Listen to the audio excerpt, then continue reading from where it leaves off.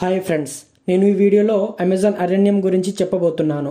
ఈ వీడియో చాలా ఇంట్రెస్టింగ్గా ఉంటుంది. అమెజాన్ అడవి లోపలికి వెళితే మళ్ళీ బయటికి రారు అని అంటూ ఉంటారు. అది నిజమేనా అనేది నేను చెప్తాను.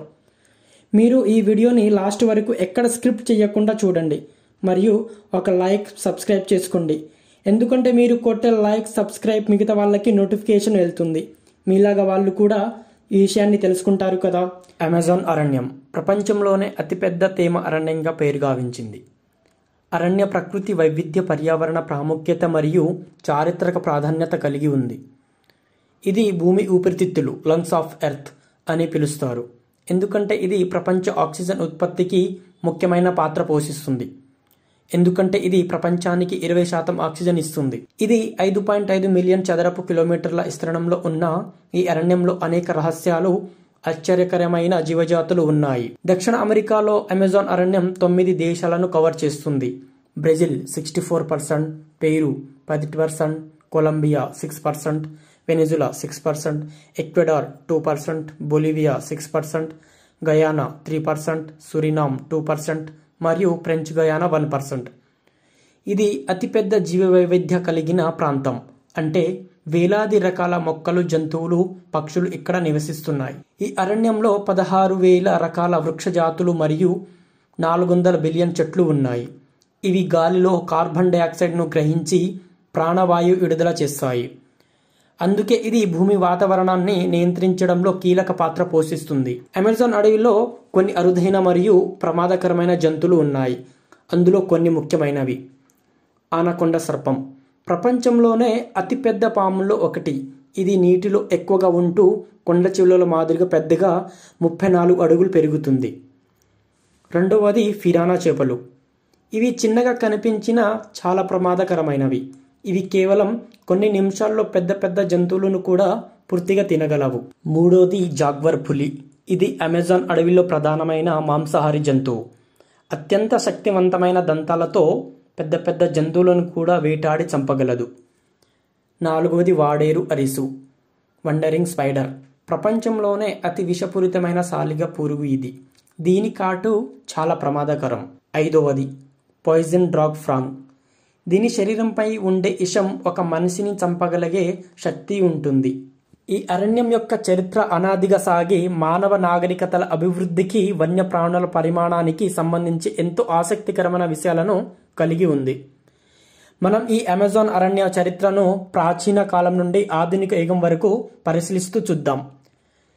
అమెజాన్ అరణ్యం మానవుల నివాసంగా వేల సంవత్సరాలుగా ఉంది.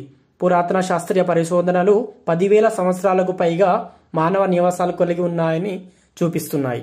అమెజాన్లో 400కు పైగా భిన్నమైన ఆదివాసు తెగలు నివసిస్తుండగా వీరిలో 50కి పైగా సముదాయాలు ఇంకా బయటి ప్రపంచంతో సంబంధం లేకుండా జీవిస్తున్నాయి. వీరి జీవన విధానం ప్రకృతికి అనుగుణంగా ఉండేది. ప్రధానంగా మత్స్యకల్పన, వేట మరియు సేంద్రియ వ్యవసాయం ద్వారా జీవిస్తున్నారు. Terra Petra. అమెజాన్ ప్రాచీన ప్రజలు మట్టిని సారవంతంగా మార్చే నైపుణ్యం కలిగి ఉన్నవారు. ఈ మట్టిని కృత్రిమ నల్ల నేల అని కూడా అంటారు. ఇది మట్టిని సుదీర్ఘ కాలం పాటు సాగు చేసుకునేలా చేస్తుంది. 1492లో కొలంబస్ కొత్త ప్రపంచాన్ని, అమెరికాలను కనుగొన్న తర్వాత స్పానిష్ మరియు పోర్చుగీస్ అన్వేషకులు అమెజాన్ ప్రాంతాన్ని ఎక్స్ప్లోర్ చేయడం ప్రారంభించారు. 1542లో ఫ్రాన్సిస్కో డి ఒరెల్లానా అమెజాన్ నదిని పూర్తి స్థాయిలో అన్వేషించిన మొదటి యూరోపియన్.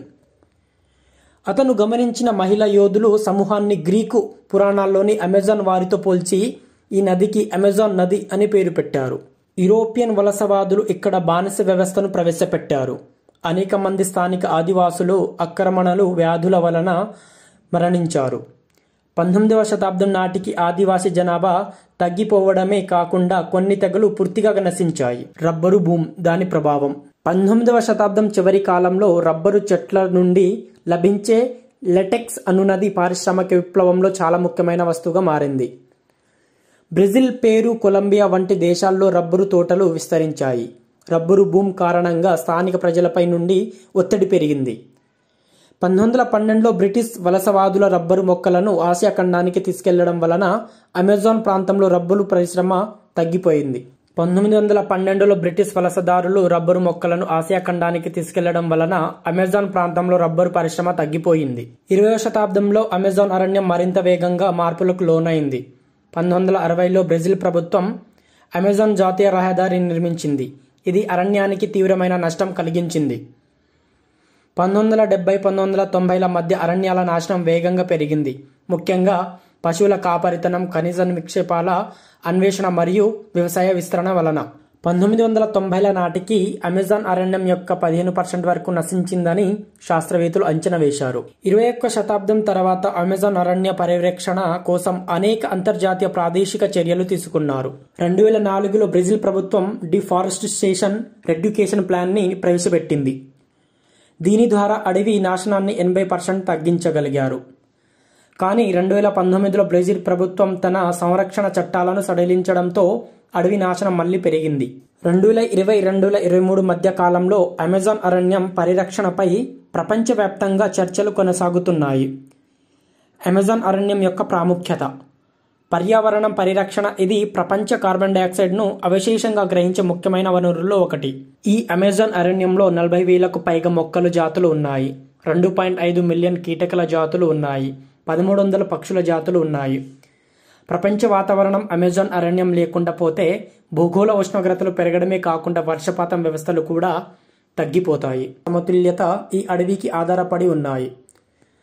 వన్యప్రాణాలను, స్థానిక తెగలను మరియు ప్రపంచ వాతావరణాన్ని రక్షించేందుకు దీని సంరక్షణ చాలా కీలకం. ప్రపంచవ్యాప్తంగా ఈ అరణ్యాన్ని రక్షించేందుకు అనేక ప్రయత్నాలు జరుగుతున్నా ప్రస్తుతం పరిస్థితులు మరింత శ్రద్ధ అవసరమని సూచిస్తున్నాయి. భవిష్యత్ తరాలకు ఈ అద్భుతమైన ప్రకృతి సంపదను అందించేందుకు ప్రపంచ దేశాలు సంయుక్తంగా కృషి చేయాల్సిన అవసరం ఉంది. సరేనా ఫ్రెండ్స్, లాస్ట్ వరకు చూసినందుకు మీకు చాలా థ్యాంక్స్. ఈ వీడియో నచ్చినట్లయితే ఒక లైక్ మరియు సబ్స్క్రైబ్ చేసుకోవచ్చు కదా. ఓకేనా ఫ్రెండ్స్, మళ్ళీ నెక్స్ట్ వీడియోలో కలుద్దాం.